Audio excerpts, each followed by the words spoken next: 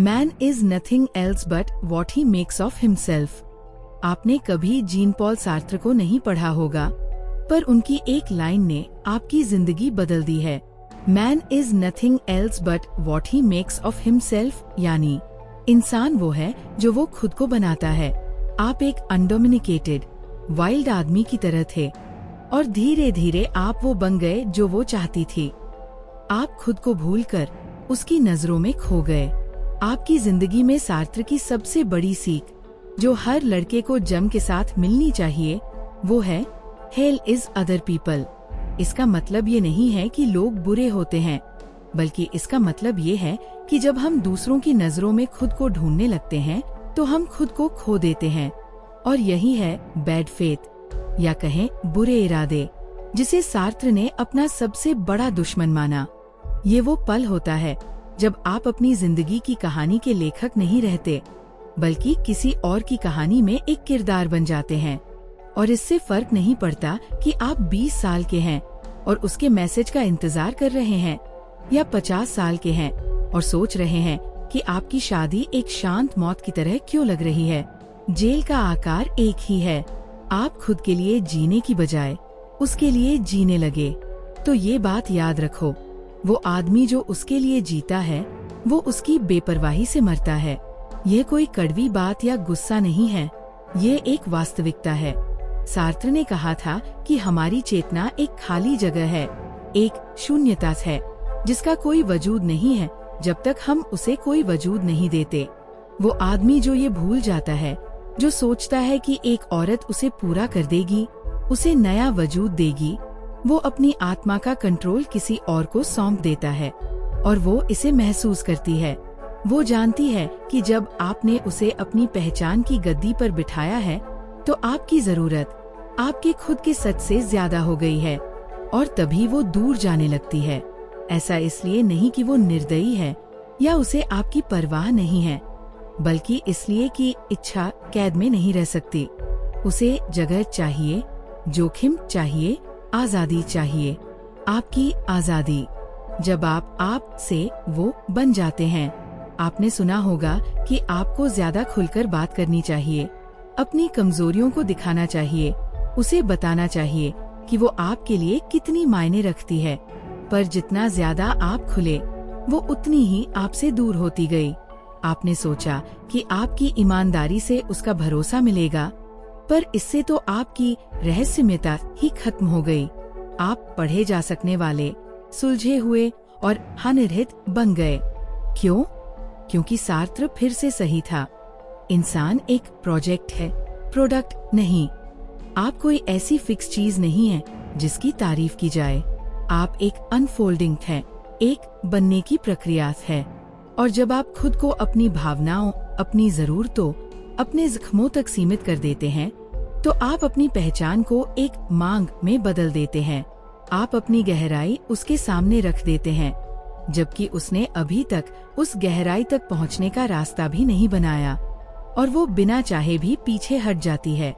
क्योंकि पुरुष का सबसे ऊंचा रूप एक ऐसा लड़का नहीं होता जो समझने की भीख मांग रहा हो, बल्कि ये एक ऐसी ताकत है जिसका वजूद किसी के होने या ना होने से नहीं बदलता। यही खुद के लिए जीना है। वो आदमी जो खुद को चुनता है, खुद को परिभाषित करता है, जो अपनी आजादी के साथ खड़ा होता है, वो ही असल मर्द है। वो जो अपनी पहचान की कीमत चुका चुका है, जिसने उस औरत को खो दिया जो उसे छोड़कर चली गई थी। जब उसने उसका पीछा करना बंद कर दिया था, उसने झुकने की गलती की जब तक कि उसकी रीढ़ की हड्डी ना टूट गई, और अब वो चुपचाप बैठा है। ये कोई दिखावा नहीं है, बल्कि उसके खुद के अस्तित्व का एक सबूत है। वो खुद को समझाता नहीं, वो जरूरत से ज्यादा देता नहीं, और उसकी ये खामोशी आपकी चतुराई से कहीं ज्यादा बोलती है, क्योंकि जोखिम ही इच्छा को जगाता है। एक जवान आदमी सोचता है कि ज्यादा बातें करने से ताकत दिखती है, पर एक उम्रदराज आदमी जिसने सही काम किया है, वो जानता है कि सबसे गहरी ग्रेविटी, गुरुत्वाकर्षण बिना शब्दों के होती है। उसे महसूस होता है, वो नहीं जानती क्यों, लेकिन उस आदमी के सामने जिसे प्रभावित करने की कोई चाह नहीं, जीतने की कोई चिंता नहीं, उसे कुछ प्राचीन महसूस होता है। एक ऐसी बेचैनी, एक ऐसा खिंचाव जो सुरक्षित नहीं बल्कि खतरनाक है। वो खतरा किसी ऐसे आदमी का सामना करने का है जिसे अपना नहीं बनाया जा सकता, जिसे दोष नहीं दिया जा सकता, जिसे उसकी असुरक्षा से बदला नहीं जा सकता। उस आदमी के सामने खड़े होने का खतरा जो पहले से ही पूरा है, और वो इस पूरेपन को परखेगी। वो आपको भड़काएगी, वो दूर हो जाएगी, वो जुनून की तरह अराजकता देगी, बस ये देखने के लिए कि क्या आप अपना रास्ता खो देंगे। और अगर आप खो देते हैं, अगर आप पीछा करते हैं, अगर आप खुद को समझाते हैं, अगर आप दिखावा करते हैं, तो आप आदमी से आईने में बदल जाएंगे, पदार्थ से छाया में। लेकिन अगर आप नहीं बदलते, अगर आप बेअसर रहते हैं, इसलिए नहीं कि आप जीतना चाहते हैं, बल्कि इसलिए कि आप बस है, तो उसे आजादी की बेचैनी महसूस होगी, आपकी आजादी। और उसी बेचैनी में उसकी इच्छा फिर से जागेगी। उसकी जरूरत से ज्यादा खुद की जरूरत को समझो। ये कोई चाल नहीं है, कोई तरीका नहीं है, ये अस्तित्व की ईमानदारी है।